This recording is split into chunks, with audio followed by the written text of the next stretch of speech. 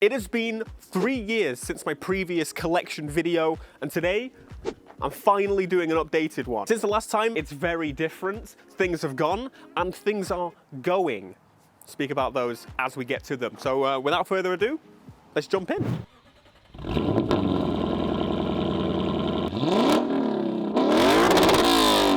So this is my second new car, because the Supra was actually, and speaking of the Supra, I sold the Supra to get this, which I think is a pretty good upgrade.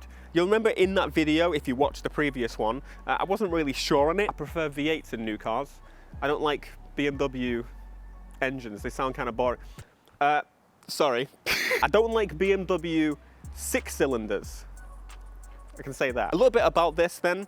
We've done an exhaust. The back end has been completely changed, super cool. There isn't that much you can actually do to them, unfortunately, but there's not many of them that you see.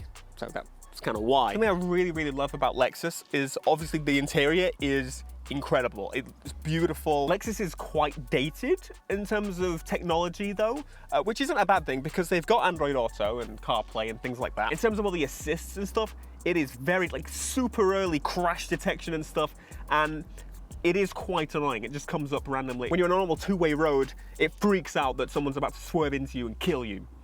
So that's annoying. I do really, really like this car. I love that it makes so much noise, but also I can close it. With the valves closed, it's a lot quieter. It's actually, I think, quieter than stock. But to be honest, it's so big, wide, and stupid that I don't actually use it that often. I'll show you what I do use more often.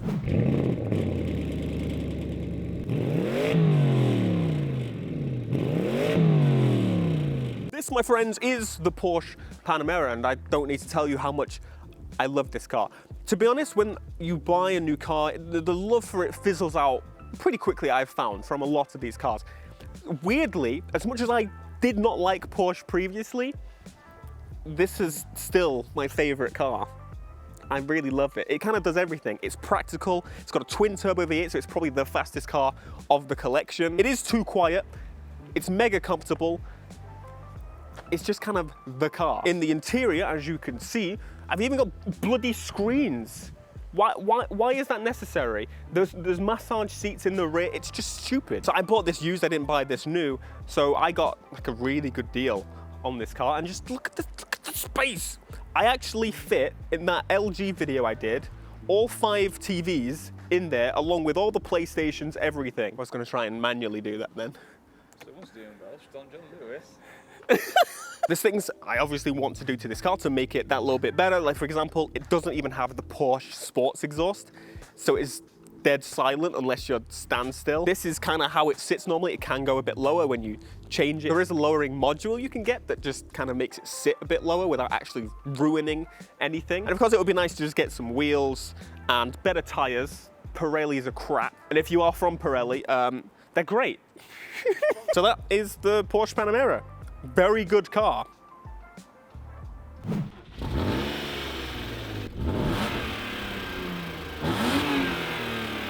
On to our BMW 328i E36. I got there. This is our drift car, of course. We've taken it to a total of 1 drift event, but it worked, and I think now it's making ticking noises. Did it make a tick noise when we moved it? Yeah, I think the Vanos is gone. The Vanos is probably gone. And the differential leaks. So that's our drift car. There isn't much to it. There is a couple of videos we posted of doing it. We've got a bar at the front, bar at the back, so you can easily lift it up. On the interior, you can see we've got my old wheel that I actually had on my Skyline before, pretty cool, and a mashed up interior with a hydro, which, yeah, it's drift car. I just noticed the seat is discoloring. Huh. Look at that. That's fun. That's funny. It's changing color. It's going blonde in the sun. So yeah, we do plan to actually use this thing again. We've got a few bits to do. For example, stopping the diff leaking and maybe the Vanos. Or we could just run it until it dies. Either way, we will at some point. It's why I got the trailer. So I should probably actually make use of it.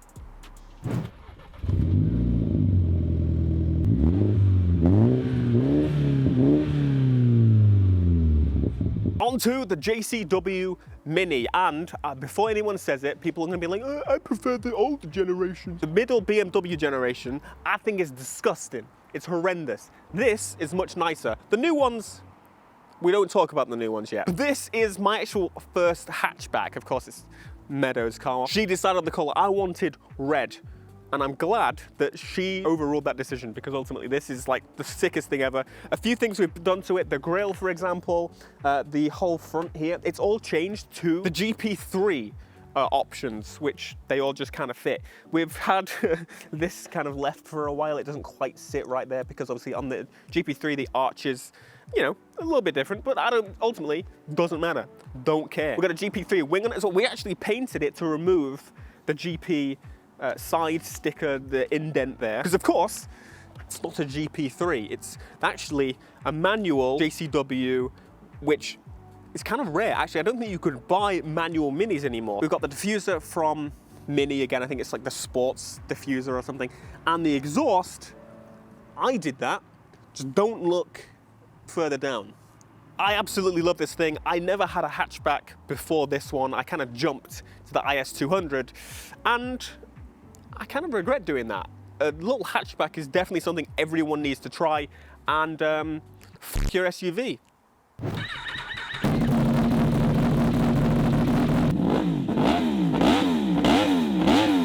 Say hello to my Yamaha R1. This thing is ridiculous. I have not actually made any videos on it so far. I bought it and it's just kind of sat for a while. It's absolutely fine, nothing wrong with it. I just need to, you know, MOT, and I'll speak more about that a little bit later. It's a Yamaha R1. It is ridiculous. When I first wanted to buy a bike, I thought I'd actually buy an R1. I was gonna buy an older generation R1, but everyone that I spoke to was like, are you insane?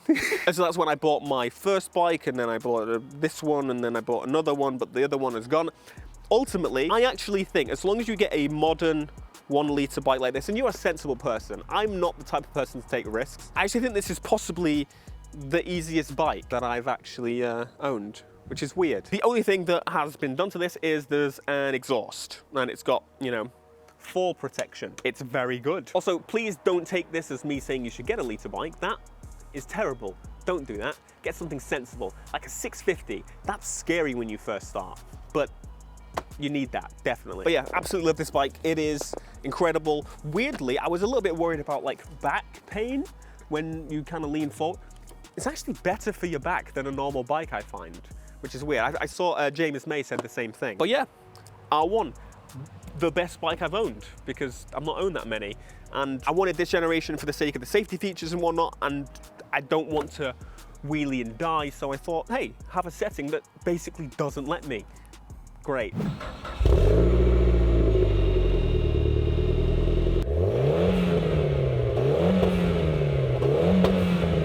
Now then, this is my Evo 10. This time, actually, last time I think it was, the front end was kind of gone. Maybe the front bumper was removed or something. Anyway, it's in complete condition. It actually runs really well. It's MOT'd.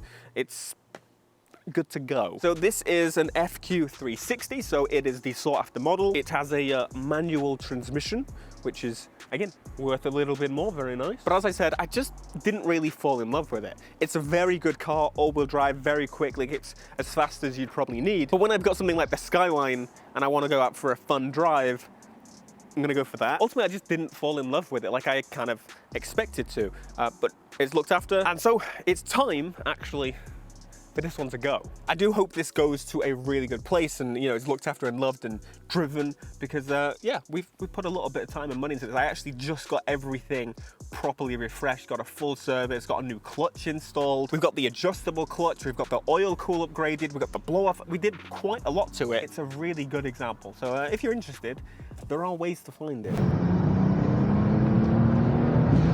And this is my Nissan Stagia. It's so sick. This car I actually didn't even know existed until someone, I think, sent me a picture of a Skyline front end on a Stagia, and then I searched it that day and then I bought it.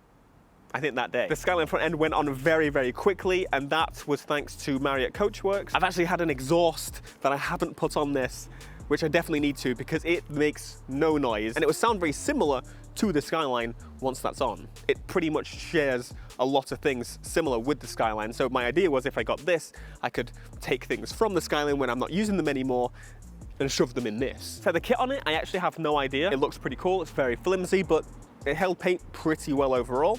But to be honest, once again, this is another car that I bought. We did the stuff to it. In fact, I actually sent it away to get stuff done, and then it kind of sat. So since that video, it's actually sat. I drove it a couple times after that. But ultimately, the Porsche just kind of replaced the role of this. This still takes a lot more stuff, but you don't always need to take stuff. It'd be a good car if you're moving though. Very like a van.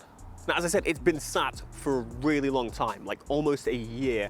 So we decided to actually wipe it off a little bit, you know, make it look a bit more presentable. And actually, it turned out pretty well. You can actually see the line as to where we decided to clean it and decided to stop, because it's like, look, we can show that we do stuff.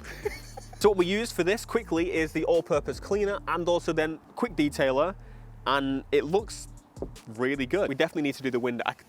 Sounds like sandpaper. So these are all the new products available on Bayside Detailing. You saw before we did a launch and we had some products. Now we've got more. Please do check them out. I'll link the website down below in the description, and buy everything because we need it for this next car.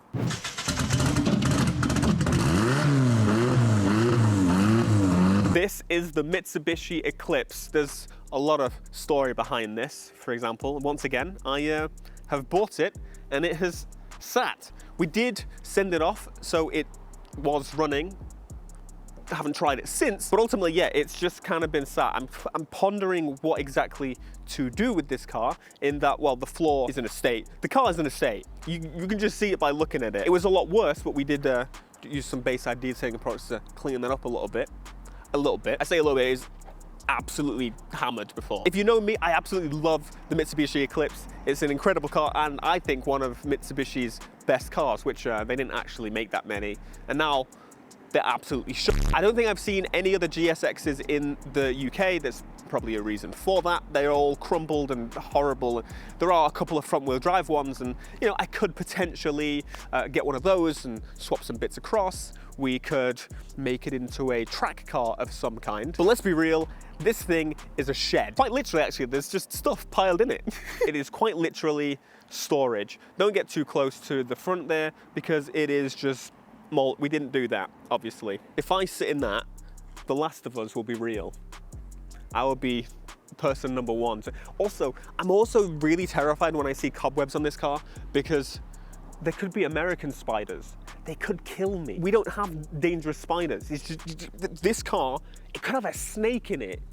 It's probably dead by now. Anyway, one of the only good things about this car is this. It looks awesome, huge turbo, unbranded. It's probably an eBay special, but ultimately it's done pretty well. It looks like one of the owners spent a lot of money on it. Another, not so much, as you can see. What is that? Pro Strength degreaser. Okay, so it's not just like a gardening can. And it was super cool. I actually bought this from a subscriber as well. That's pretty cool. And now it's in Need for Speed, so I can test some bits on it and stuff. So that's nice.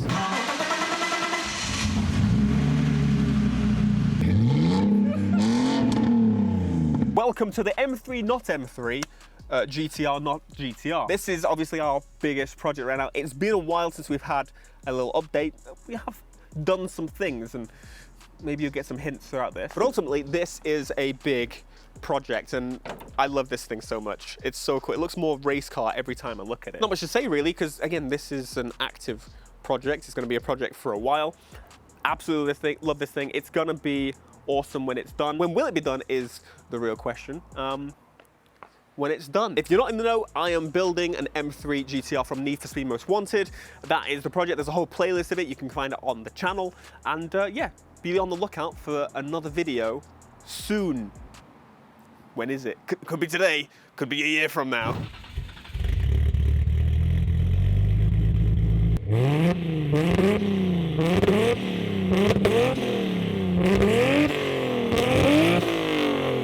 This is my pride and joy, literally by definition. This is incredible. I love this. My R34 GTR.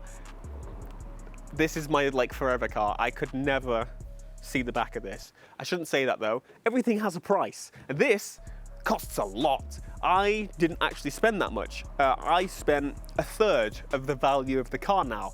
So, you know, if the right price is said, no, I don't know. I don't think I could ever. I would just regret it for the rest of my life. Or would I? Because I would have lots of... This is a debate in my head about this car, but absolutely love it, incredible. It's, you know, they say don't meet your heroes and all that stuff. It's not something I could drive every day. Like I could actually, but I don't want to. When I do drive it, it's super special, and I find that's really only the case if you have like a daily car. But as you can probably tell, I'm a bit beyond that right now. I recently got this under sealed and full service, as I usually do, and the under seal, I get a bit of debate on whether you should do paint under seal or wax under seal. I just went for the wax one. You'll likely have to keep doing it, but am I even going to use it in the winter anyway?